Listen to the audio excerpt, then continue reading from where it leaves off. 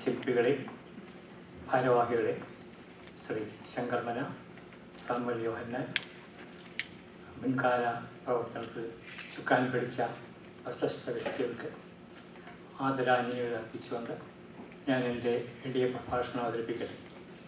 വാസ്തവത്തിൽ ഞാൻ ഈ ഒരു വിഷയം കൈകാര്യം ചെയ്യാൻ ഉദ്ദേശിച്ചിട്ടുള്ള ആളല്ല. 2 ദിവസത്തിന് മുമ്പാണ് ശ്രീ ശങ്കർമന എന്നെ വിളിച്ചിട്ട് പറഞ്ഞത് സുനിൽ ഇളയടത്തിന് വരാൻ പറ്റിയില്ല അവിചാരിതമായ കാരണങ്ങളാൽ.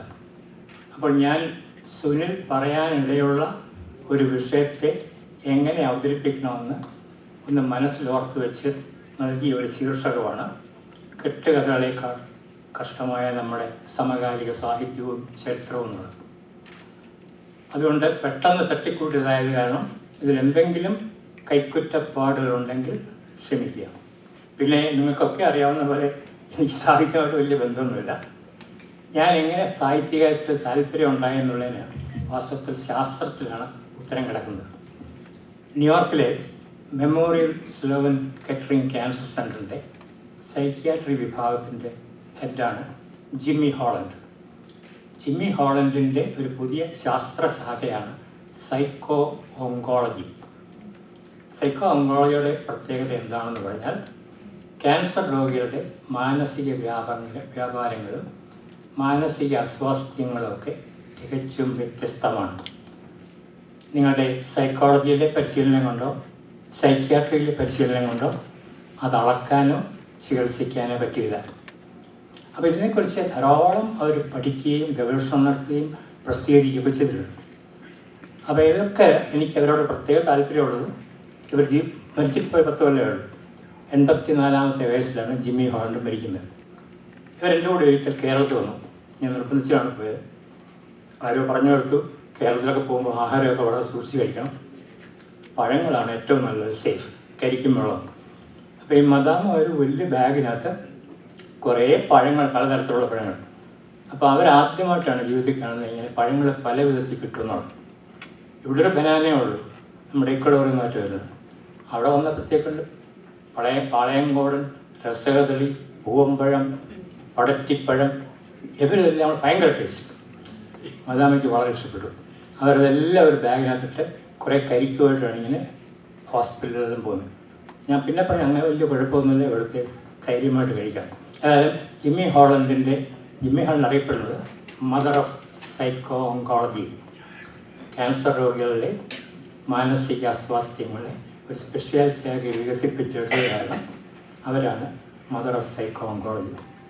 അവരുടെ പ്രശസ്തമായ ഒരു ലേഖനത്തിൽ പറയുന്നുണ്ട്, ജീവിതത്തിലെ പിരിമുറുക്കങ്ങളും ആത്മസംഘർഷങ്ങളും വ്യഥകളും കഥനകഥകളും കണ്ണുനീരും നെടുവീർപ്പും എല്ലാം കൊണ്ട് വലയുമ്പോൾ മനുഷ്യന് ദൈവം നൽകിയ കുറേ വാതായനങ്ങളുണ്ട്, ഔട്ട്ലെറ്റ്സ് ഫോർ എസ്കേപ്പ്. ഈ വാതായനങ്ങൾ താഴെ പറയുന്നതൊന്ന് ശ്രദ്ധിക്കണം. പുകവലി. ഏറ്റവും അധികം സ്ട്രെസ്ഫുൾ ലൈഫ് എടുക്കുന്ന ആൾക്കാരാണ് പുകവലിച്ചു തുടങ്ങുന്നത്.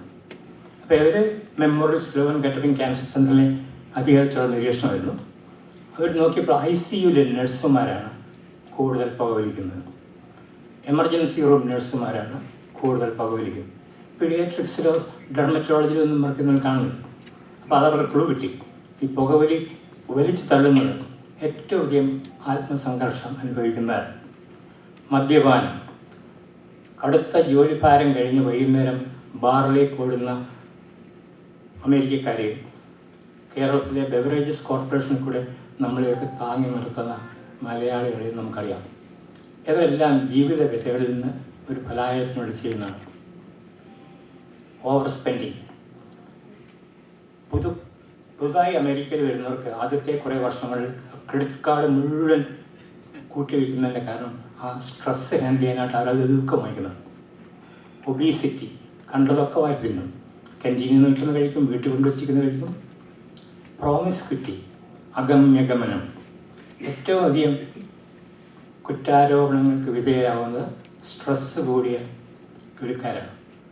നമ്മുടെ നാട്ടിൽ പറയാറ് പോലീസുകാരന് പല നാട്ടിലും ഭാര്യമാരുണ്ട്. കേരളത്തിൽ ഈ സെൻസേഷണൽ കേസിൽ പെടുന്നവരെല്ലാം അമിതമായ ജോലിഭാരം കൊണ്ട് അതിൽ പെർഫെക്ഷൻ കൊണ്ടുവരാൻ നോക്കി സംഘർഷം അനുഭവിച്ച് ആ സംഘർഷത്തിനൊരു ഔട്ട്ലെറ്റ് കൊടുക്കാൻ വേണ്ടി ഇത്തരം കാര്യങ്ങളിൽ പോകും. ഇതെല്ലാം കഴിഞ്ഞ് ഏറ്റവും സംസ്കാര സമ്പന്നമായ ഒരു പലായന വാതായനത്തെക്കുറിച്ച് ഔട്ട്ലെറ്റിനെ കുറിച്ച് പറയുന്നുണ്ട്. അതാണ് സർഗാത്മക സൃഷ്ടികൾ, എഴുത്തിലേക്ക് തിരിയുക. ഇവിടെ ഇരിക്കുന്ന ഓരോരുത്തരും അത് തിരഞ്ഞെടുത്തവരാണ്. കാരണം മണിക്കൂറിൽ 18 മുതൽ $25 വരെ കിട്ടും ഒരു ബേബി സിറ്റിങ്ങിന് പോയാൽ. 2 കുട്ടികളെയും കൊണ്ട് എവിടെയെങ്കിലും ഇരുന്ന് $50 മണിക്കൂറുണ്ടാകാം. അത് വേണ്ടെന്ന് വെച്ച് വായനയിലേക്കും എഴുത്തിലേക്കും തിരിഞ്ഞ നിങ്ങൾ ഓരോരുത്തരും ഈ പലായന വാതായനമായി തിരഞ്ഞെടുത്തത് രചനകളും നമ്മുടെ സാംസ്കാരിക ധാരയെ നിലനിർത്തുന്ന സാഹിത്യകൃതികളുമാണ്. അങ്ങനെ ഞാൻ തമാശന് പറയാറുണ്ട്, ഞാൻ ഈ പറഞ്ഞതെല്ലാം നോക്കിയിട്ട് അവസാനം സാഹിത്യത്തിൽ എത്തുകയാണ്.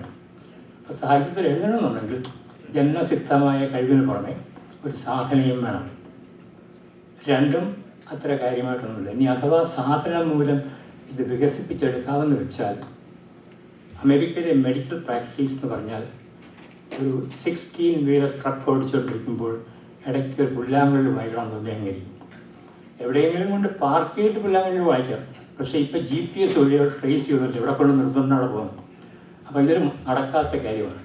ഈ ട്രക്ക് ഓടിക്കുന്നിടയിൽ ഓടക്കുഴൽ വായിക്കുകയോ പൂമാല കോർക്കുകയോ ഒന്നും പറ്റില്ല എനിക്കറിയാം. പിന്നെ എങ്ങനെയാണ് ഈ സാഹിത്യത്തിൽ നോക്കുന്നത്? അവിടെയാണ് നമ്മുടെ സത്യജിത് റായ് ഹൂബ്ലി റിവറിൽ സന്ധ്യ കഴിയുമ്പോൾ ഒരു തോണിയിൽ മുഴുവൻ മത്സ്യം പിടിച്ചുകൊണ്ട് ചാഞ്ഞു കിടന്ന് ഉറക്ക പാടിപ്പോകുന്ന ബംഗാളി ഫിഷർമാൻ മത്സ്യബന്ധനത്തിനകത്ത് കാണുന്ന ആ ചിത്രം ഓർത്ത് നോക്കും. സന്ധ്യ മയങ്ങുന്നതേ ഉള്ളൂ. അപ്പോൾ ഈ ധീവര സമൂഹത്തിലെ ബംഗാളി പ്രതിനിധി ഉറക്കപ്പാടുകയാണ്. ഈ ഉറക്കപ്പാടുന്നത് ത്യാഗരാജ മഹോത്സവത്തിൽ പാടാൻ കഴിയുന്നതുകൊണ്ടോ സിനിമയിൽ എന്തെങ്കിലും പിന്നണി ഗാനം കിട്ടുമെന്നോ ഒന്നും അയാൾ ആലോചിക്കില്ല. അയാൾ അറിയാതെ പാടിപ്പോവാണ്. I can not but sing, എനിക്ക് പാടാതിരിക്കാൻ വയ്യ. ഇത് തന്നെയാണ് അയ്യപ്പ പണിക്കർ സാർ കണിക്കൊന്നയെ വിവരിച്ചുകൊണ്ട് എഴുതും. പൂക്കാതിരിക്കാൻ എനിക്കാവതില്ലേ, കണിക്കൊന്നയല്ലേ, വിഷുക്കാലമല്ലേ, പൂക്കാതിരിക്കാൻ എനിക്കാവതില്ലേ. അറിയാതെ പൂത്തുപോവാണ്. അതുപോലെ അമേരിക്കയിലെ മെഡിക്കൽ രംഗത്തിൻ്റെ ആത്മസംഘർഷങ്ങളും പിരിമുറുക്കങ്ങളും ഏറ്റുവാങ്ങാനുള്ള ബുദ്ധിമുട്ടുകൊണ്ട് ഞാനൊന്ന് ടേസ്റ്റ് ചെയ്യാനായിട്ട് ഹൂബ്ലി നദിയിലെ തോണിക്കാരൻ്റെ കൂട്ട് പാടിപ്പോയതാണ്. ചിലർക്കൊക്കെ ഇഷ്ടപ്പെടും, ചിലർക്ക് ഇഷ്ടപ്പെടില്ല. ധാരാളം വിമർശകർ കാണും. അതായിക്കോട്ടെ, നിങ്ങളെ തൃപ്തിപ്പെടുത്താനോ നിങ്ങളുടെ മതിപ്പ് പിടിച്ചു പറ്റാനോ വേണ്ടി ഞാൻ കൈവച്ചൊരു മേഖല അല്ലേ. പിന്നെ ഇത്തരം സാഹിത്യ സമ്മേളനങ്ങളിൽ വരാൻ എനിക്ക് വലിയ സന്തോഷമാണ്. നാട്ടിലെ കല്യാണത്തിന് പോകുന്നത് പോലെയാണ്. നാട്ടിൽ നമ്മൾ കല്യാണത്തിന് പോകുന്നത് വരനും വധുവിനുമൊക്കെ മനപ്പൊരുത്തമുണ്ടോ ജാതകപ്പൊരുത്തമുണ്ടോ എന്നൊന്നും വെരിഫൈ ചെയ്തിട്ടൊന്നുമല്ല.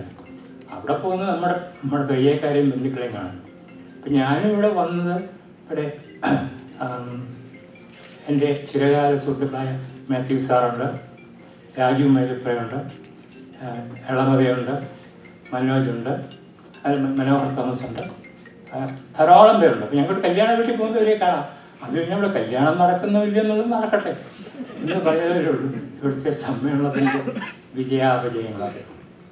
പിന്നെ ഞാൻ ആദ്യം മലയാളത്തിൽ വന്ന് പ്രസംഗിക്കുന്നത് ഡാളസിലാണ്. ഒരു 20 കൊല്ലമായി കാണും. വേൾഡ് മലയാളി കൗൺസിലിൻ്റെ സാഹിത്യ സമ്മേളനത്തിൽ അന്നും ഇതുപോലെ വരാമെന്ന് പറഞ്ഞ ഒരാൾ വരാതിരുന്നു. ചരിത്രം ആവർത്തിക്കുകയാണ്. അപ്പോൾ എൻ്റെ വലത്ത് വെച്ചിരുന്നത് ഡോക്ടർ ബാബു പോൾ, അദ്ദേഹം എനിക്ക് പണ്ടേ അറിയാം. അടുത്ത ദിവസം എനിക്കൊരു തുണ്ട് കിട്ടി. ഡോക്ടറെ, ഞാൻ ആളുടെ പേര് കാണുന്നില്ല, അദ്ദേഹം വന്നിട്ടില്ല. ആധുനിക മലയാള സാഹിത്യത്തിലെ പ്രവണതയെക്കുറിച്ചാണ് എനിക്ക് അറിയാവുന്നതെന്ന് പറഞ്ഞു. റിയൽ കണ്ടീഷൻ ഒന്നും പഠിക്കുന്നില്ല, ഞാൻ വേർത്ത് കുളിച്ചിരിക്കുകയാണ്. ഞാൻ അവിടെ വന്നുകൊണ്ട് പിറുപിറുത്തു.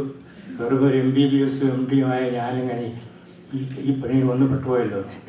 തൊട്ടടുത്ത് ബാബുപ്പാട് പറയണം, ഇങ്ങോട്ട് നീങ്ങിയിരി എങ്ങനെയാണ്, ഞാനൊരു എഞ്ചിനീയറാണ്, ഞാനും വന്ന് പെട്ടുപോയത്. അപ്പം ഞാൻ പുറത്ത് പോയതുകൊണ്ട് കമലാ ത്രിറിങ് സർക്കസിൽ ജോലിയില്ലാതെ ഒരുത്തം പോയി. എന്തെങ്കിലും ജോലി ഇടണമെന്ന് പറഞ്ഞു. സർക്കസ് മാനേജർ പറഞ്ഞു, നിങ്ങൾ കേട്ടുള്ള കഥയായിരിക്കും, പക്ഷെ രാജീവ് മേലെ പറഞ്ഞു എന്ത് കഥ വേണമെന്ന് പറഞ്ഞോ, ഇവിടെ ഇരിക്കുന്ന ഒറ്റ ഒരെണ്ണത്തിന് ഓർമ്മയില്ലാന്ന് പറയുന്നു. കമല ത്രിവേദി സർക്കസ് ഇരുന്നവർ പറഞ്ഞു ഇവിടെ ജോലിയൊന്നുമില്ല, പക്ഷെ കടുവ മരിച്ചുപോയി, തോൽ ഉണക്കിയിട്ടുണ്ട്, അതിലിട്ടോണ്ട് റിങ്ങിൽ കയറി നിൽക്കാമെന്നുണ്ടെങ്കിൽ ഞങ്ങൾ ജോലിയാണ്. ആ പാവം പിടിച്ച BA-ക്കാരൻ വിഷമിച്ച് അതെടുത്തു.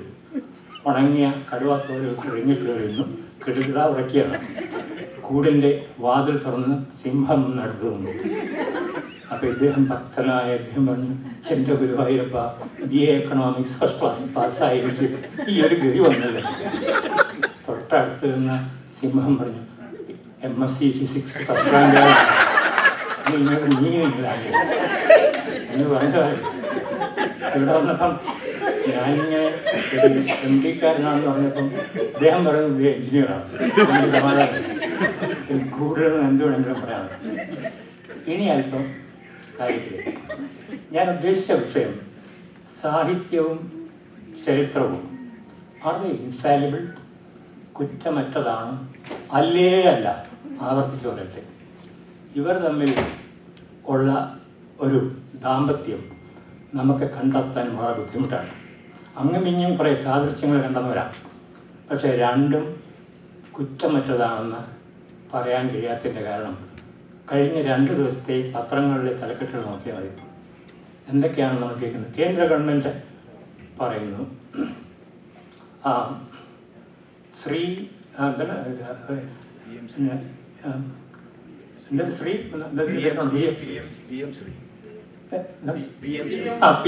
PM ശ്രീ നടപ്പിലാക്കിയേ പറ്റുള്ളൂ, ഭാരതീയ സംസ്കാരം കുട്ടികൾ പഠിക്കണം. നമ്മുടെ ബിനോയ് വിശ്വം പറഞ്ഞു, യാതൊരു കാരണവശാലും ഞങ്ങൾ കൊണ്ടുവരുന്നത് ഞങ്ങൾ അക്സെപ്റ്റ് ചെയ്യില്ല. എന്തുകൊണ്ട്? ഭാരതീയ സംസ്കൃതി അത്ര കുറ്റമറ്റതാണെങ്കിൽ ഇത് അംഗീകരിക്കാൻ താരതമ്യേന സഹൃദയനും സന്മനസ്സുള്ളവനും സാത്വികനുമായ ബിനോയ് വിശ്വത്തിന് പോലും കഴിയുന്നില്ല.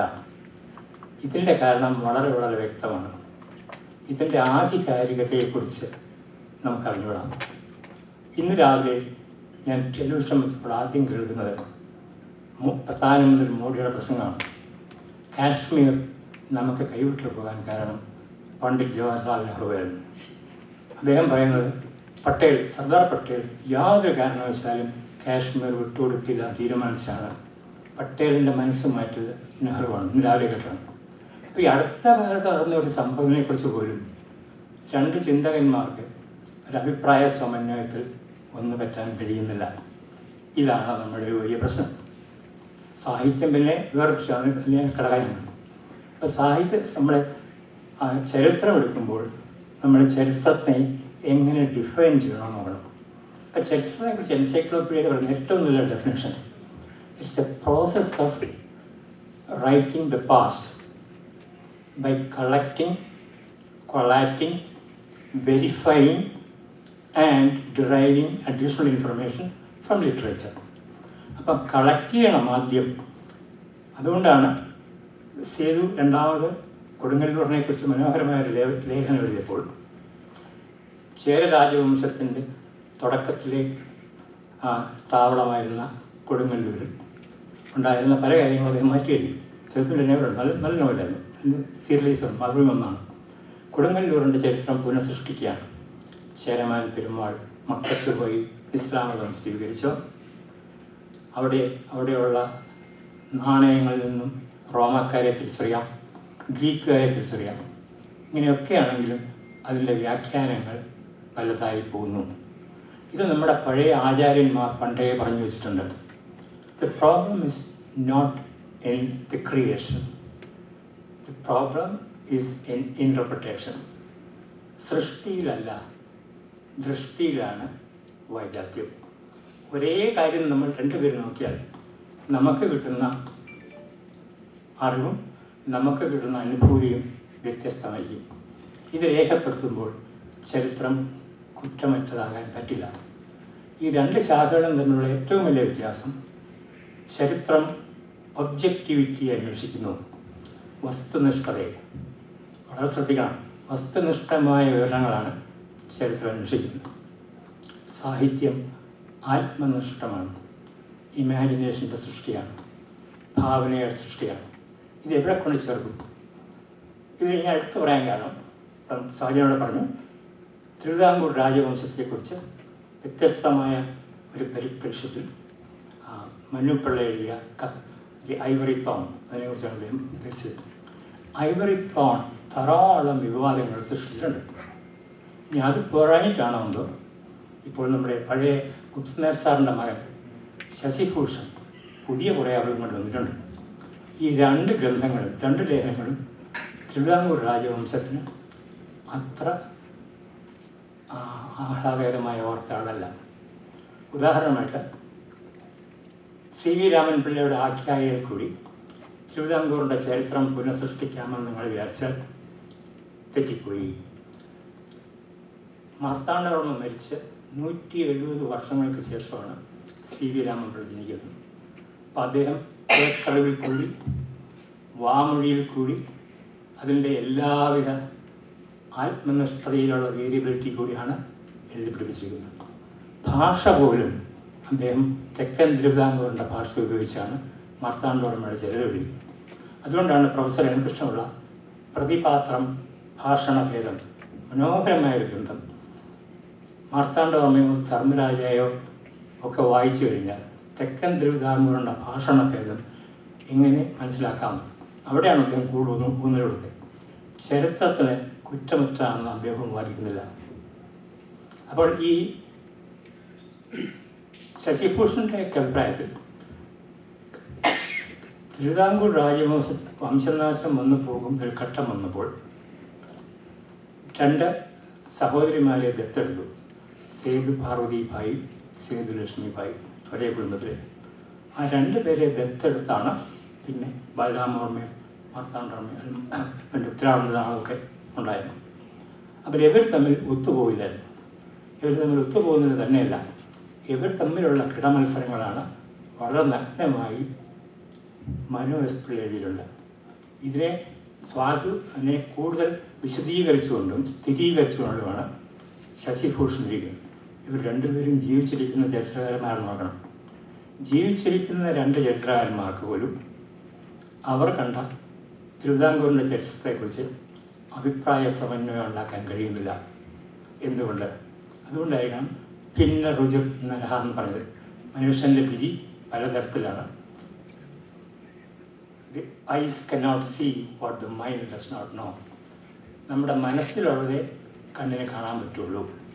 മനസ്സിൽ മറ്റെന്തെങ്കിലും വെച്ചുകൊണ്ട് നോക്കിയാൽ നമ്മുടെ കാഴ്ച കിട്ടില്ല. വളരെ പരമാർത്ഥം. അപ്പോൾ മനു എസ് പിള്ളയും ശശിഭൂഷണും ഒക്കെ പറയുന്നത് ഒരുപാട് കൽപ്പിത കഥകൾ ഈ ചരിത്രത്തിലേക്ക് കടന്നുപിടിക്കുന്നു. അമ്മ മഹാറാണിയെ വാഴ്ത്തിപ്പാടിയ ധാരാളം ലേഖനങ്ങൾ അതിലുണ്ട്.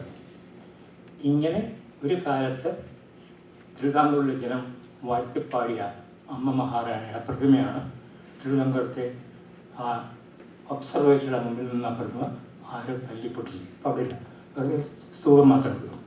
അപ്പോൾ ഒരു കാലഘട്ടത്തിൽ റാണിയായി ജനം ആദരിച്ചിരുന്ന ഒരു വ്യക്തിയുടെ പ്രതിമ തല്ലി തകർത്തിട്ടിരിക്കുകയാണ് 2ാം തലമുറ. അവർക്ക് എഗ്രി ചെയ്യാൻ പറ്റുന്നില്ല. അപ്പോൾ ഇങ്ങനെ ചരിത്രത്തിലെ ആഖ്യാനങ്ങൾ സത്യമാണോ അല്ലയോ എന്ന് പോലും നമുക്കറിയില്ല. ഒരു തലമുറയുടെ ശേഷം വരുമ്പോൾ ജനം അംഗീകരിക്കാതെ പോകുന്നു. ഇനിയിപ്പോൾ ഒരു 50 കൊല്ലം കഴിയുമ്പോൾ ഏതെങ്കിലും ഒരു സാഹിത്യകാരൻ അദ്ദേഹത്തിൻ്റെ ആത്മനിഷ്ഠമായ അനുഭവങ്ങളും മറ്ററിവുകളും കൂട്ടിയിണക്കി ഒരു പുതിയ ചരിത്രം സൃഷ്ടിച്ചേക്കാം. അപ്പം നിരന്തരം ചരിത്രം സൃഷ്ടിക്കുന്ന ഈ ഒരു സർഗപ്രക്രിയയെ ആത്യന്തികമായ സത്യമായി അംഗീകരിക്കാൻ ഇപ്പോൾ അല്പം ബുദ്ധിമുട്ടുണ്ട്. ഉദാഹരണമായിട്ട് 8 വീട്ടിൽ പിള്ളമാരെ മരുമക്കത്തായത്തിൽ നിന്നും മക്കത്തായത്തിനും തമ്മിലുള്ള വഴക്കായിട്ടാണ് പറയുന്നത്. മാർത്താണ്ഡവർമ്മ മരുമക്കത്തായത്തിൻ്റെ ആളാണ്. മക്കത്തായമായിരുന്നെങ്കിൽ അധികാരം 8 വീട്ടിൽ പിള്ളമാർക്ക് കൊടുക്കണമായിരുന്നു. ഇവർ തമ്മിലുള്ള സ്ഥിരമായ മത്സരത്തിൻ്റെയും ചേരിപ്പോരിൻ്റെയും അന്ത്യഫലത്തിൽ 8 വീട്ടിൽ പിള്ളമാരെ മാർത്താണ്ഡവർമ്മ വധിക്കുകയാണ്. എന്നിട്ട് ആ കുടുംബത്തിലെ സ്ത്രീകളെല്ലാം ധീവരസഭയ്ക്ക് വിട്ടുകൊടുക്കുക കടൽപ്പുറത്ത്. അപ്പോൾ സാധാരണഗതിയിൽ 2025 ചിന്തിക്കുന്ന ഒരു സ്വതന്ത്ര ചിന്തകന് ചോദിക്കാം, പാവം പിടിച്ച ആ സ്ത്രീകളെ എന്തിനാണ് ചെയ്തത്? അവർക്ക് അവരുടേതായ അവകാശമില്ലേ? ഒരു സ്ത്രീപക്ഷവാദിയായ എഴുത്തുകാരനാണെങ്കിൽ ചോദ്യം ചെയ്യും. അവർ ആ കുടുംബത്തിൽ ജനിച്ചു, അവിടെ കല്യാണം കഴിച്ചു. അവരെയും വെള്ളപ്പെട്ടു. അപ്പോൾ അവരെ 8 വീട്ടിപ്പിള്ളമാരെ നിർമ്മാർജ്ജനം ചെയ്തത് കൂടാതെ അവിടെയുള്ള സ്ത്രീകളെ ധീവര സഭയ്ക്ക് കൊടുത്തു. അവരെല്ലാം മുഖ്യസ്ത്രീകളായിട്ടാണ് നിലവാണ്. ശരിയാകാം, തെറ്റാകാം. ശരിയാണെങ്കിൽ ഒരിക്കലും അക്ഷന്തവ്യമായ ഒരു തെറ്റാണ് അദ്ദേഹം ചെയ്തതെന്ന് പറയാൻ നാം മടിക്കേണ്ടതില്ല. തെറ്റാണെങ്കിൽ ഏതോ കൃക്കനായ സാഹിത്യകാരൻ്റെ കപോലകൽപ്പിതം, ഫാബ്രിക്കേറ്റഡ് സ്റ്റോറി, കപോലകൽപ്പിതമായ ഒരു കഥ ചരിത്രത്തെ എങ്ങനെ വഴിതെറ്റിച്ചു കൊണ്ടുപോകുന്നു. ഇതുതന്നെയാണ് വേലുത്തമ്പി ദളവയുടെ കാര്യത്തിൽ പറ്റിയത്. വേലുത്തമ്പി ദളവയുടെ കുണ്ടറ വിളംബരം എന്ന വാക്ക് തന്നെ തെറ്റാണെന്നാണ് പുതിയ ഹിസ്റ്റോറിയൻസിൻ്റെ അഭിപ്രായം. ഒരു വിളംബരം രാജാവിന് മാത്രമേ ചെയ്യാൻ പറ്റുള്ളൂ. താഴെയുള്ളവരുടെയൊക്കെ അന്നത്തെ കാലത്തെ ഉപയോഗം നീട്ടെന്നാണ്. കുണ്ടറ നീട്ട് എന്ന് പറയാൻ പറ്റുള്ളൂ. അവിടെ മുതലേ അവർ നമ്മൾ അഭിപ്രായ വ്യത്യാസമാണ്. ഇതിൽ തന്നെ ഒരു യങ് ആൻഡ് റെസ്റ്റ്ലെസ് റൈറ്ററുടെ ചോദ്യം, എന്തുകൊണ്ട് വേലുത്തമ്പി ദളവ അദ്ദേഹത്തിൻ്റെ വീട്ടിലെ കള്ളക്കണത്തെഴുതിയ കണക്കപ്പിള്ളയുടെ വിരലുകൾ മുറിച്ചു, തള്ളവിരൽ മുറിച്ചു? അദ്ദേഹം പറഞ്ഞു, ദളവയുടെ അമ്മ പറഞ്ഞിട്ടാണ് എഴുതിയത്. കൂട്ടുപ്രതിയെ വളരെ സന്തോഷത്തോടു കൂടി കുറ്റത്തിൽ നിന്ന് മുക്തയാക്കി. അദ്ദേഹം പറഞ്ഞു, യങ് ടർക്കുകൾ ഇപ്പം നോക്കുമ്പോൾ ഒരു പാർട്ട്ണറിനെ ക്രൈമാണ്. അമ്മയെ ശിക്ഷിക്കാതെ പാവം പിടിച്ച നിരാലംബനായ ഒരു കണക്കപ്പിള്ളയുടെ തള്ളവിരലിൽ നിന്ന് മുറിച്ചെടുത്തു. അപ്പോൾ നമ്മുടെ ഈ സാഹിത്യത്തിൽ കൂടി കിട്ടുന്ന അറിവ് തലമുറകൾ പുനർവ്യാഖ്യാനം ചെയ്യുമ്പോൾ ഒരുപാട് വ്യത്യാസങ്ങൾ വരുന്നു. ഇതിൽ ധാരാളമുണ്ട്. ഇതുകൊണ്ടായിരിക്കണം പ്രശസ്ത അമേരിക്കൻ നിരൂപകനായ മൈക്കൽ ദറീദയുടെ ഡീകൺസ്ട്രക്ഷൻ തിയറി വന്നത്. ഭാഷയെ നമ്മൾ ഡീകൺസ്ട്രക്റ്റ് ചെയ്താൽ, അപനിർമ്മാണം ചെയ്താൽ അർത്ഥം മാറുന്നു, ആശയം മാറുന്നു, ലക്ഷ്യം മാറുന്നു. ഇത് വാസ്തവത്തിൽ ഇതിൻ്റെ ക്രെഡിറ്റ് നമ്മൾ ദരീദയ്ക്ക് കൊടുത്തെങ്കിലും മനോഹരമായി പറഞ്ഞു വെച്ചത് നമ്മുടെ കുമാരനാശാനാണ്. അദ്ദേഹം പറഞ്ഞു, തന്നതില്ല പരനുള്ളു കാണുവാൻ, ഒന്നുമേ നരനുപായം ഈശ്വരൻ. ഈ നരന് മറ്റൊരാളുടെ കണ്ട് ഉള്ളു കാണാനുള്ള ഒരു മാർഗവും ദൈവം തന്നില്ല.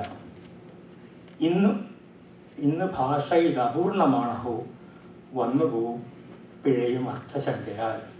അർത്ഥശങ്ക കാരണം ഞാൻ പറയുന്ന ഭാഷ മിസ്ഇൻറ്റർപ്രറ്റ് ചെയ്തു പോകും.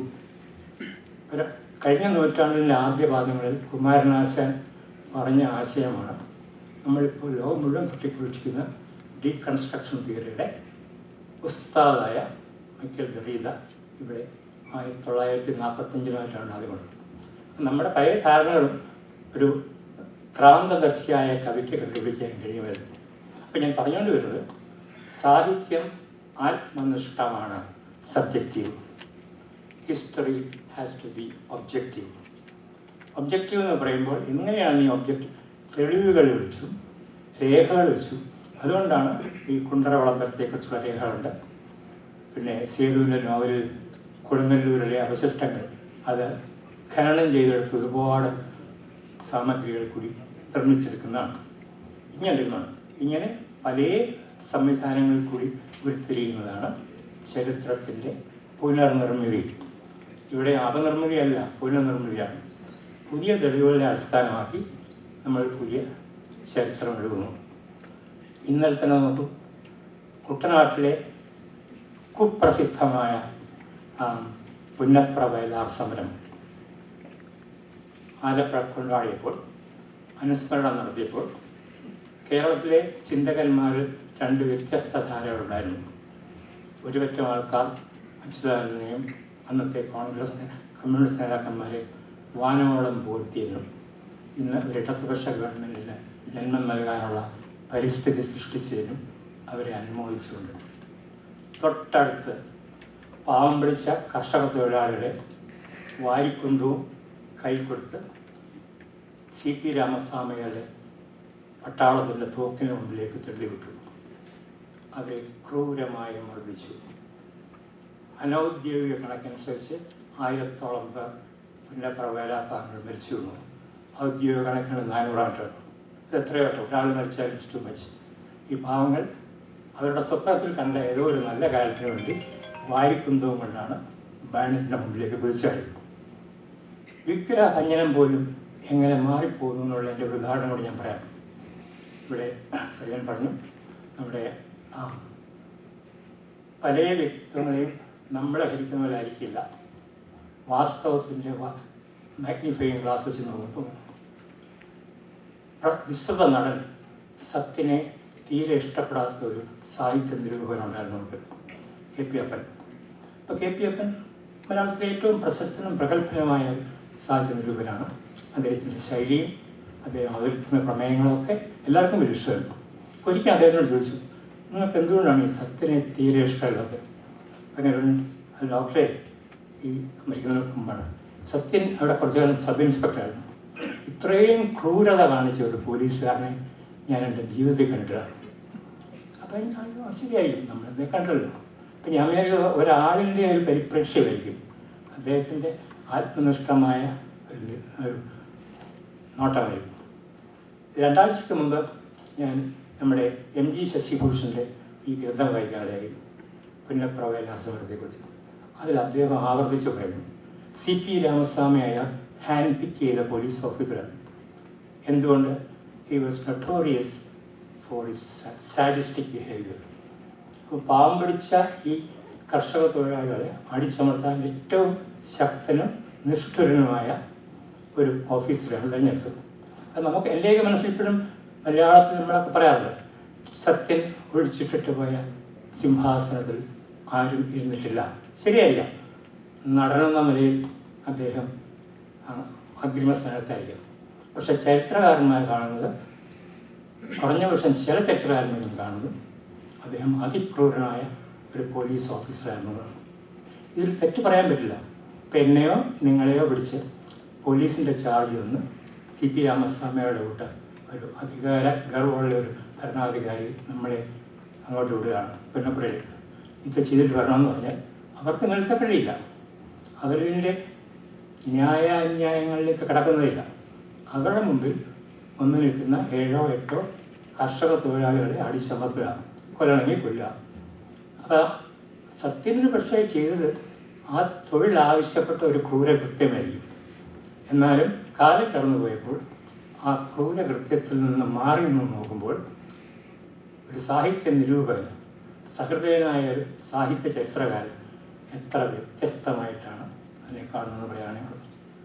2-3 കാര്യങ്ങൾ ഇവിടെ എടുത്തു പറഞ്ഞിട്ട്, ഹിസ്റ്റോറിസിസം എന്നൊരു ബ്രാഞ്ച് അക്കാദമിയിൽ വളർന്നിട്ടുണ്ട്.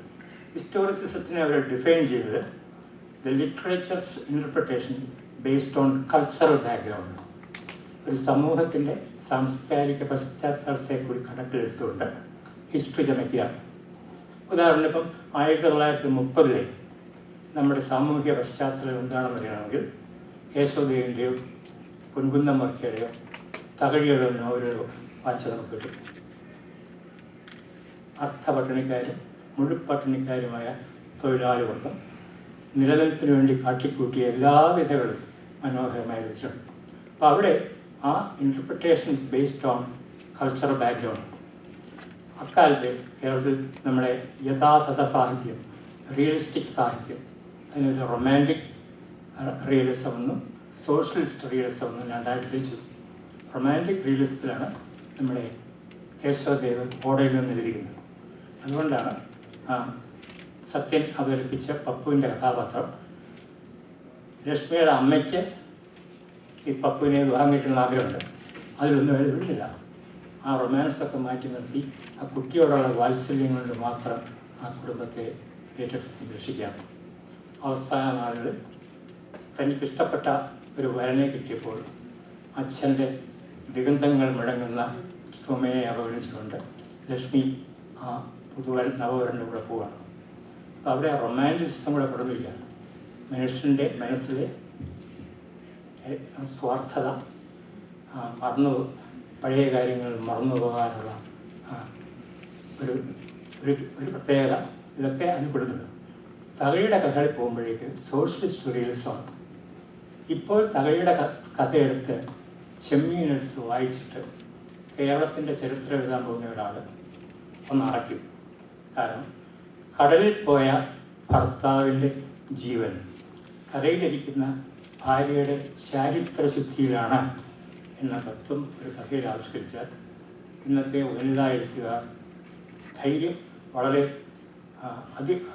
ശബ്ദാഘോഷത്തോടുകൂടി എതിർക്കും. ഇത് സ്ത്രീ വിരുദ്ധമാണ്. അങ്ങനെ കഴിയുന്ന ഒരു സ്ത്രീകളാണോ പുന്നപ്ര അല്ലെങ്കിൽ പുറക്കാട് കടപ്പുറത്തുണ്ടായിരുന്നത്? അപ്പോൾ ഇപ്പോഴത്തെ കാലത്ത് ആ കഥ അറുപഴഞ്ചനും പിന്തിരിപ്പനുമായി വ്യാഖ്യാനിക്കപ്പെട്ടേക്കാം. ആ കാലഘട്ടത്തിൽ അതാരും പറഞ്ഞിട്ടില്ല. മനോഹരമായ ഒരു സങ്കല്പമായിരുന്നു. വള്ളവും വലയും വാങ്ങിക്കാനായി പരീക്കുട്ടിയും ചെമ്പൻ കുഞ്ഞും അരിഞ്ഞു നടക്കുമ്പോഴും ആ സോഷ്യലിസ്റ്റ് റിയലിസം ആ കഥയിൽ മുഴുവൻ തിളങ്ങി നിന്നിരുന്നു. അപ്പോൾ ഞാൻ പറയുന്നത്, ഒരു കാലഘട്ടത്തിനെ പ്രതിഫലിപ്പിക്കാൻ സർഗധനായ ഒരു സർഗാത്മക സാഹിത്യകാരൻ അനുവർത്തിക്കുന്ന അടയാളങ്ങളും ചിഹ്നങ്ങളും കുറിപ്പുകളും അദ്ദേഹത്തിൻ്റെ ഭാവനാ സൃഷ്ടികളാണ്. അവയെ ചരിത്രവുമായിട്ട് കൂട്ടിയിണക്കിയാൽ അത് മോരും മുതിരയും പോലെ വരട്ടു. പിന്നെ എങ്ങനെ നമ്മൾ ചരിത്രം സൃഷ്ടിക്കും? ചരിത്രം സൃഷ്ടിച്ചേ പറ്റുള്ളൂ. 1000 കൊല്ലത്തെ പഴക്കമുള്ള ചരിത്രമാണ് കാശ്മീരിലുള്ളത്. അടുത്ത കാലത്ത് നമ്മുടെ KPCC, കേരള പ്രദേശ് കോൺഗ്രസ് കമ്മിറ്റി, ഒരു ഖൽഹൂണിൻ്റെ മനോഹരമായ ഒരു സംസ്കൃത ചരിത്രകഥയാണ് പ്രസിദ്ധീകരിച്ച് മലയാളത്തിലേക്ക് വിവർത്തനം ചെയ്ത് എൻ്റെ വൈഫിൻ്റെ ബന്ധുവായ വിദ്വാൻ രാമൻ മേനോനാണ്.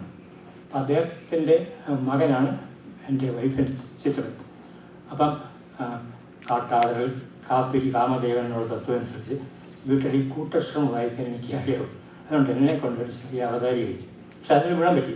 ഇപ്പം ഖൽഹൂണിൻ്റെ രാഗതരംഗിണി മുഴുവൻ വായിച്ചു. 1000 വർഷത്തെ പഴക്കമുള്ള കാശ്മീരിൻ്റെ ചരിത്രത്തിൽ കാശ്മീർ മുതൽ ടിബറ്റ് വരെ കിഴക്കും അഫ്ഗാനിസ്ഥാൻ വടക്കും വരെ പിറന്നു നടന്ന അതിസമ്പന്നമായ മനോഹരമായ ഒരു രാജ്യമായിരുന്നു കാശ്മീർ. ഈ രാജ്യം കണ്ടിട്ടാണ് ജഹാംഗീർ പറഞ്ഞത്, ഭൂമിയിൽ ഒരു സ്വർഗമുണ്ടെങ്കിൽ അതിവിടെയാണ്, ഇവിടെയാണ്, ഇവിടെയാണ്. അത്രയ്ക്ക് മനോഹരം. ഇപ്പോഴും അതെ, ഞങ്ങൾ കഴിഞ്ഞാലും വേണ്ടി പ്രത്യേക ബഹളമാണ്. ഇപ്പോഴും കാശ്മീർ അതിമനോഹരമാണ്. ഈ കാലഘട്ടത്തിൽ നടന്ന എല്ലാ സംഘർഷങ്ങളും പലതരം വ്യാഖ്യാനങ്ങൾക്ക് വിധേയമായിട്ടുണ്ട്. പക്ഷെ അതിലെല്ലാം വളരെ വളരെ തെളിഞ്ഞു കാണുന്ന ഒന്ന് അവിടെയുള്ള ജനങ്ങളുടെ സ്നേഹസമ്പന്നമായ പെരുമാറ്റമാണ്. ഒരാഴ്ച ഞങ്ങൾ കാശ്മീർ താമസിച്ചു. വർഷത്തിൽ ആൾക്കാർക്ക് പറഞ്ഞ അവിടെ അത്ര സേഫൊന്നുമല്ല. പിന്നെ ഇത്രയൊക്കെ ജീവിച്ചില്ലേ, നിങ്ങളുടെ പണങ്ങ് ഒന്ന് പോയാൽ ഞങ്ങളുടെ കാശ്മീർ ഉള്ളിൽ കഴിഞ്ഞ് ഞങ്ങളെയും കൊണ്ട് നടന്ന ഒരു ഡ്രൈവറുണ്ട്.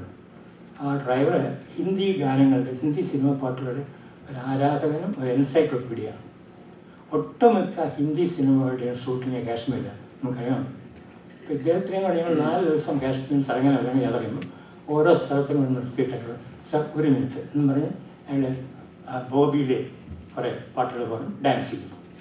മധുമതിയിലെ ഡാൻസ് ചെയ്യും, പിന്നെയും പാടും. പിന്നെ ഗൈഡിലെ കുറേ പാട്ടുകൾ പാടും, പിന്നെ ഡാൻസ് ചെയ്യും. ഇയാളുടെ ആവേശവും ആത്മാർത്ഥയും അമ്മയുടെ പാടും. അപ്പോൾ ഇതെല്ലാം കഴിഞ്ഞ് ഞങ്ങളെ ഇതുപോലെ മനോഹരമെന്ന് ഞങ്ങൾ വീട്ടിലേക്കൊന്ന് പോയാൽ കൊള്ളാമെന്ന്.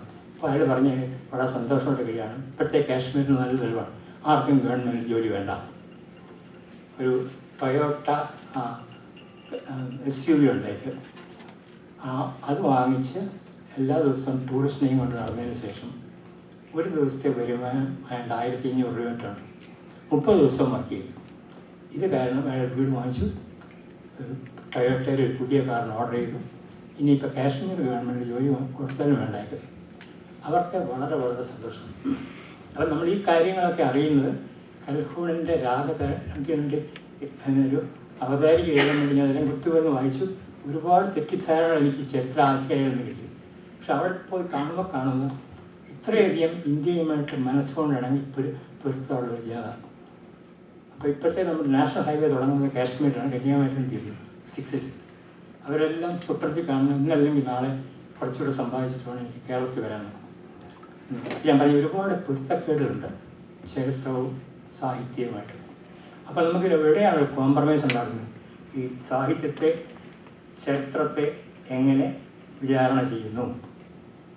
ഏറ്റവും അടുത്ത കാലത്ത് നടന്ന സംഭവങ്ങളാണ് നമ്മുടെ രാമേന്ദ്രൻ നായർ എന്ന പോലീസുകാരുടെ ലക്ഷ്മണ എന്ന DGP DIG പോയിന്റ് ബ്ലാങ്കിൽ വെടിവെച്ച് കൊന്നത്. അതിനെക്കുറിച്ച് രാമേന്ദ്രൻ നായർ പോലീസുകാരനാണ് നോക്കിക്കൊണ്ടിരിക്കുന്നത്. വർഗീസിനെ കൊന്നാണ്. വർഗീസ് എന്ന നക്സലൈറ്റിനെ പോയിന്റ് ബ്ലാങ്കിൽ DIG പറഞ്ഞതനുസരിച്ച് രാമേന്ദ്രൻ നായർ എന്ന പോലീസുകാരൻ വെടിവെച്ച് കൊല്ലുകയാണ്. കുറ്റബോധം സഹിക്കാൻ വയ്യാതെ അദ്ദേഹം എഴുതിയ ആത്മകഥയാണ് DC ബുക്സിൻ്റെ ഏറ്റവും അധികം വിറ്റുപോയ ഒരു ഗ്രന്ഥം. അതോടൊപ്പം ഞാൻ DC ബുക്സ് ചോദിച്ചപ്പോൾ അതോടൊപ്പം വിറ്റുപോയ ഒരേ ഒരു ഗ്രന്ഥമേ ഉള്ളൂ, നളിനി ജമീലയുടെ ആത്മകഥ. നളിനി ജമീലയുടെ ആത്മകഥ ഒരു പൈങ്കിളി നോവൽ പോലെ വായിക്കരുത്.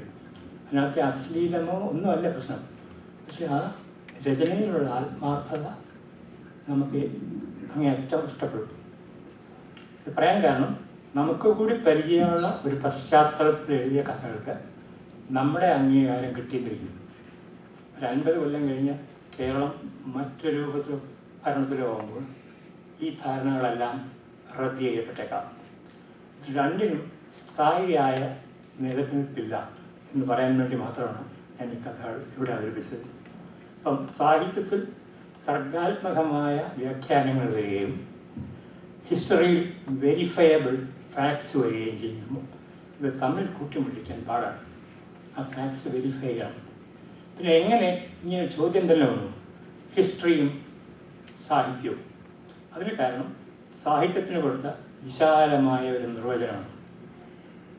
1850 മലയാള സാഹിത്യത്തിലേക്ക് പാശ്ചാത്യ സാഹിത്യത്തിൻ്റെ സ്വാധീനം കടന്നത്.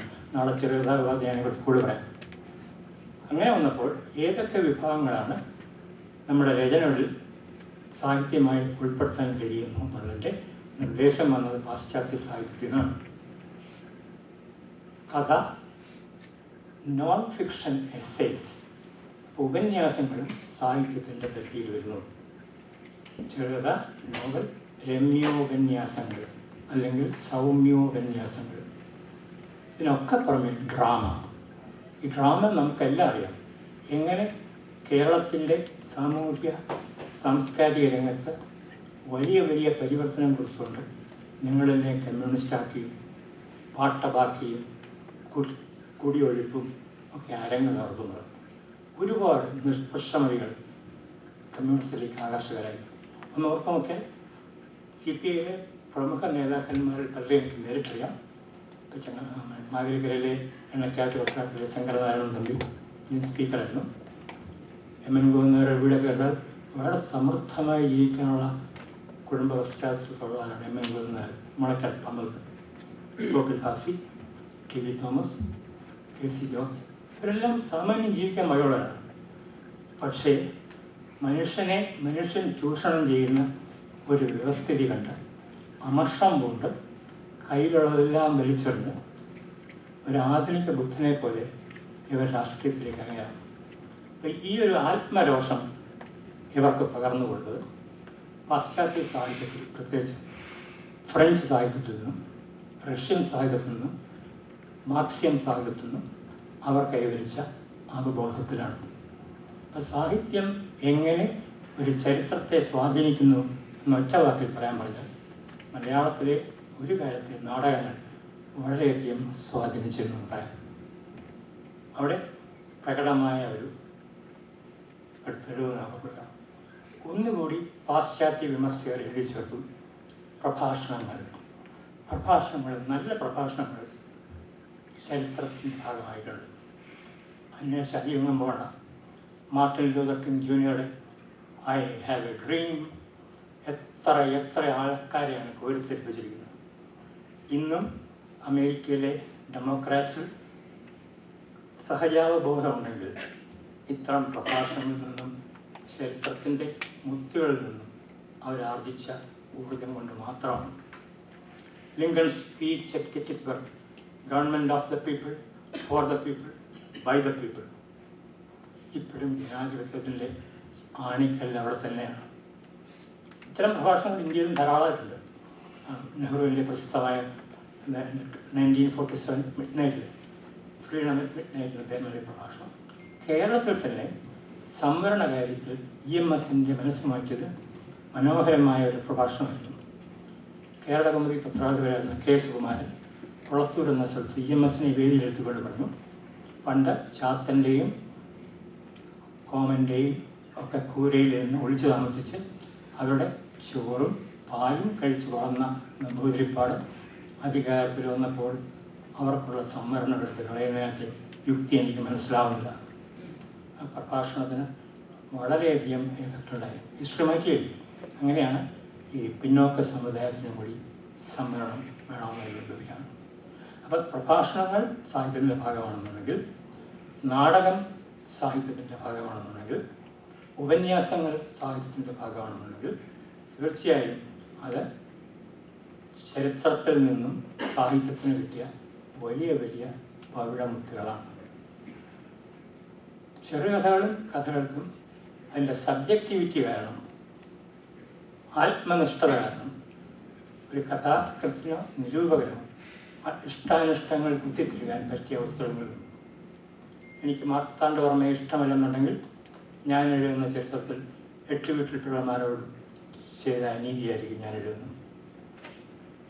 എനിക്ക് ധർമ്മരാജാവിനെ ഇഷ്ടമാണെന്നുണ്ടെങ്കിൽ അദ്ദേഹം കേശവദാസനെ സർവകാര്യാധികാരിയെ നിയമിച്ചത് ആലപ്പുഴയിൽ പ്രച്ഛന്ന വേഷമായി നടന്നപ്പോൾ അത്താഴ സമയത്ത് കാറ്റടിച്ച് വിളക്ക് കെട്ടുപോയി. അപ്പോൾ ഒരു കൊച്ചു പയ്യൻ മോതിര ഊരി വിളക്കിൻ്റെ തിരി നിർത്തി. അതിശയം തോന്നി. രാജാവാണെന്ന് പറഞ്ഞിട്ടില്ല, പ്രച്ഛന്ന വേഷക്കാരനാണ്. അപ്പോൾ അതിഥിയായി വന്ന ഒരു വ്യക്തിയെ ഇരുട്ടത്തിരുന്ന് ആഹാരം കഴിക്കുന്നതിനുള്ള ബുദ്ധിമുട്ട് നോക്കിയിട്ട് വേറെ വിളക്കല്ല വേണ്ടത്, സ്വന്തം മോതിര ഊരി വിളക്ക് തെളിച്ചു. ഈ പയ്യൻ ആരാണെന്ന് അന്വേഷിച്ചാണ് കേശവദാസൻ, രാജാ കേശവദാസനായി. അപ്പം ഇത്തരം കഥകളിൽ നിന്ന് നമുക്ക് ഒരു വ്യക്തിയുടെ പശ്ചാത്തലം ഏറെക്കുറെ മനസ്സിലാക്കാം. ഏണിപ്പിടികളിൽ തകഴി അതിമനോഹരമായി ഇത് കോറിയിട്ടിട്ടുണ്ട്. മധു ആണെന്ന് അവതരിപ്പിച്ചത്. എങ്ങനെ ഒരു ക്ലറിക്കൽ ജോലിക്ക് സെക്രട്ടറിയിൽ വന്ന ഒരാൾ അശ്രാന്ത പരിശ്രമം കൊണ്ട് കയറി ദിവാൻ്റെ ചീഫ് പരിഷ്കാരമായത്. അപ്പം ഇത്തരം കഥകൾ തുടങ്ങിയ കുറേ സത്യമുണ്ട്. ഈ സത്യത്തെ, ഭാവനയും അസത്യവും കൂട്ടിക്കളന്ന സത്യത്തെ വലിയ സ്വർണ്ണഖനികളിൽ ഇറങ്ങി മണ്ണും ചരലും അഴുക്കും വേർപെടുത്തി സ്വർണം എടുക്കുന്നത് പോലെ ചരിത്ര ഗവേഷകർ വിചാരിച്ചെങ്കിലേ ആൾക്കുള്ളൂ. അതിന് എനിക്ക് തോന്നി ഉരുത്തിരിയുന്ന പുതിയ കാലഘട്ടം വളരെ വളരെ അനുകൂലമാണ്. കാരണം ഈ ചാറ്റ് GPT ഒക്കെ വന്നു കഴിഞ്ഞാൽ നമ്മൾ രേഖപ്പെടുത്തുന്ന ചരിത്രത്തിൽ ആർക്കെങ്കിലും വിയോജിപ്പോ വ്യത്യസ്ത അഭിപ്രായം ഉണ്ടെങ്കിൽ അതുകൂടി ഉൾപ്പെടുത്തിയായിരിക്കും ചാറ്റ് GPT-യിലേക്ക് പ്രോംപ്റ്റ് ഉണ്ടാക്കാൻ പോകുന്നത്. അപ്പം എൻ്റെ ഒരു ധാരണ, ഒരു 20 കൊല്ലം കഴിഞ്ഞ് നമ്മൾ ചരിത്രവും സാഹിത്യവും എവിടെ സംഗമിക്കുന്നു എന്ന ചോദ്യത്തിന് ഉത്തരം നോക്കി ഒരു പക്ഷേ ആർട്ടിഫിഷ്യൽ ഇൻ്റലിജൻസിലായിരിക്കും ഉത്തരം വരാൻ പോകുന്നത്. കുറേ കൂടി കുറ്റമറ്റതായിരിക്കും. കാരണം മെഷീന് അങ്ങനെ ഒരു വ്യക്തിയുടെ ഇഷ്ടാനിഷ്ടങ്ങളെ എടുത്തു കാണിക്കേണ്ട ചുമതലയൊന്നുമില്ലല്ലോ. വളരെ ദീർഘമായി പോയെന്ന് തോന്നുന്നു. ഏതായാലും കാശ്മീരിൻ്റെ കഥയായാലും കൊള്ളാം, സ്വാതന്ത്ര്യ സമരത്തിലെ RSSൻ്റെ സവർക്കറിൻ്റെയോ പങ്കിനെ കുറിച്ചൊക്കെ മാർത്താണ്ഡവർമ്മയുടെ ചരിത്രമായാലും കൊള്ളാം, കേരളത്തിലെ കമ്മ്യൂണിസ്റ്റ് പ്രസ്ഥാനത്തിൻ്റെ വിജയവും അപജയവുമായാലും കൊള്ളാം, ഇപ്പോഴും ചരിത്രത്തിൽ ഉത്തരം കാണാത്ത ഒരുപാട് പ്രശ്നാവലികളുണ്ട്. ഈ പ്രശ്നാവലികളുടെ അടിസ്ഥാന കാരണം ഇവ എഴുതുന്ന ചരിത്രകാരന്മാരുടെ സബ്ജക്റ്റിവിറ്റി, ആത്മനിഷ്ഠതയാണ്. മാറ്റി എഴുതാമെന്നുണ്ടെങ്കിൽ ഈ എഴുതുന്നതിനും ഒറ്റ മാർഗമാണ് ഇപ്പോൾ നിർദ്ദേശിക്കാറുള്ളത്. ചരിത്രം അംഗീകരിക്കുന്നതിന് മുമ്പ് ചരിത്രം എഴുതിയ ചരിത്രകാരൻ്റെ പശ്ചാത്തലം കൂടി അന്വേഷിക്കണം. ചരിത്രം എഴുതിയ ചരിത്രകാരൻ ഒരു ഭരണത്തോട് അമിതമായ ഭക്തി അല്ലെങ്കിൽ അമിതമായ വിധേയത്വം പുലർത്തിയ ആളാണെങ്കിൽ take it with a pinch of salt. ഇവിടെയാണ് അക്ബറിൻ്റെ കാലത്തെ മനോഹരമായ ഒരു തമാശ പുറത്തു വരുന്നത്. ഏതോ കർശനക്കാരനായ ഒരു കാവ്യ നിരൂപകനെ അക്ബർ കൊട്ടാരത്തിലേക്ക് വിളിച്ച് ഒരു കവിത കാണിച്ചു. ഞാൻ എഴുതിയ കവിതയാണ്. വിമർശകൻ എന്ത് പറയുന്നത്? എംബർ അക്ബറാണ് ചക്രവർത്തി, എന്തെങ്കിലും മോശം പറയണം. അക്ബർ വിചാരിച്ചത് മല്ലവേന്ദ്ര തിളങ്ങുന്നു, ചന്ദ്രനെ പോലെ മുഖം ഒക്കെ എഴുതിയതുപോലെ ഇതിനെക്കുറിച്ച് വളരെ മനോഹരമായി അങ്ങനെ പറഞ്ഞു, ഇത് തിരുമനസ് രാജ്യം ഭരിച്ചാൽ മതി, കവിത കഴിവുള്ളവർ എഴുതിക്കൊള്ളുന്നു. ആരും തീരെ പിടിച്ചില്ല. ഇയാളെ പിടിച്ച് 2 കൊല്ലത്തെ ജയിലിടാൻ പറ്റും. 2 കൊല്ലം കൊണ്ട് അദ്ദേഹം ഗുരുക്കന്മാരെയൊക്കെ വെച്ച് കവിത എഴുതാൻ പഠിച്ചു. 2 കൊല്ലം കഴിഞ്ഞ് വിമർശകനെ കയ്യാമം വെച്ച് ജയിലിൽ നിന്ന് പട്ടാളത്തിൽ കൊണ്ടുപോകും. ഇപ്പോൾ ഒന്ന് വായിച്ചു നോക്കാൻ പറ്റില്ല.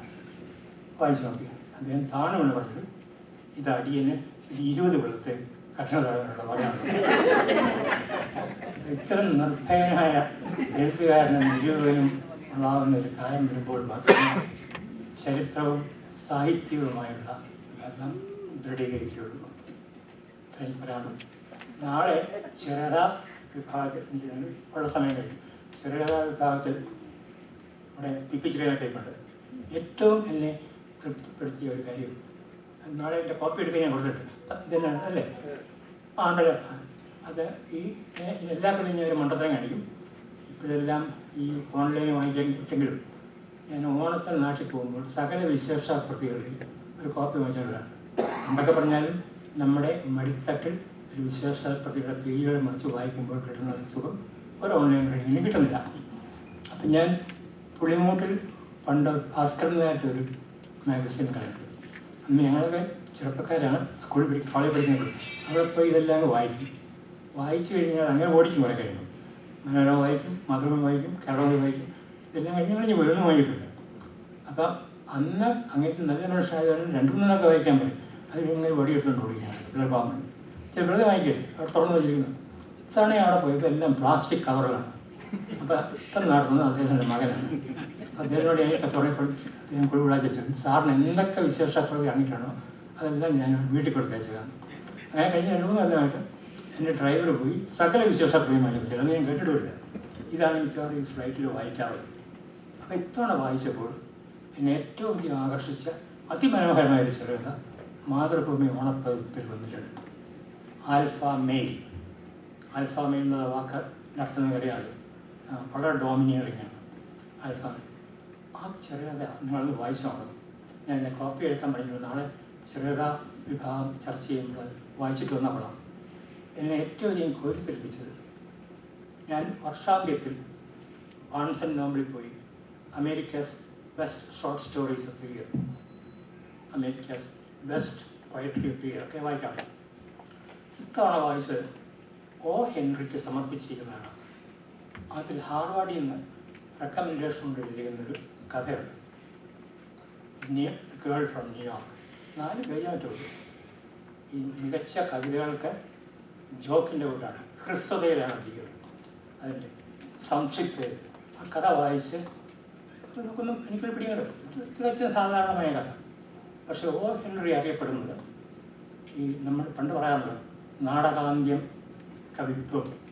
ആ കവിയുടെ ഏറ്റവും വലിയ കഴിവ് അവസാന ഭാഗത്താണ്. അതുപോലെ ഈ കഥയിൽ അവസാനത്തെ 2 വരിയിലാണ് കഥ ആകെ മാറി മറിയുന്ന പരാമർശങ്ങളുണ്ട്. അപ്പോൾ ആൽഫ മെയിൽ എഴുതിയ KP രമയാണ്. അതാ ഞാൻ കോപ്പി എടുക്കുന്നത്. ഈ കഥ വായിച്ചപ്പോൾ ഒന്നാന്തരം അലിഗറി, ഒന്നാന്തരം സിംഗി, ഒന്നാന്തരം ഓണോമറ്റോപ്പിയ, ഒന്നാന്തരം മെറ്റഫോർസ് എല്ലാം കഴിഞ്ഞ് അവസാനത്തെ ഒരു വരിയിലാണ് കഥ മാറി മറിയുന്നത്. അപ്പോൾ ഒ ഹെൻറി ഇങ്ങനെ കഥ എഴുതി ലോകപ്രശസ്തനായ വ്യക്തിയാണ്. അതുകൊണ്ടാണ് ഹാർവാർഡിലെ ഒരു നിരൂപക റെക്കമെൻഡ് ചെയ്ത ഈ കഥ 2025 ഏറ്റവും മികച്ച ചെറുകഥകളായി പ്രസിദ്ധീകരിക്കുന്നത്. ഈ ഓണക്കാലത്ത് കൊച്ചു കേരളത്തിൽ അത്രയൊന്നും പ്രശസ്തയല്ലാത്ത ഒരു വനിതാ എഴുത്തുകാരി അതേ ശൈലി, അതേ രൂപഭാവത്തിൽ ഒരു ചെറുകഥ എഴുതി അതേ രൂപത്തിൽ സമാപിച്ചിരിക്കുന്ന ആളുകൾ വലിയ സന്തോഷം തോന്നി. അപ്പം എനിക്ക് KP ചേട്ടനെ വിളിച്ച് പറയണമെന്ന് തോന്നി. മലയാള ചെറുകഥാ സാഹിത്യം ലോക നിലവാരത്തിലേക്ക് എത്തി എന്ന് കണ്ടുകൊടുക്കുക. നാളെ അതിനെക്കുറിച്ച് ഞാൻ വിശദമായി പറയാം. Thank you.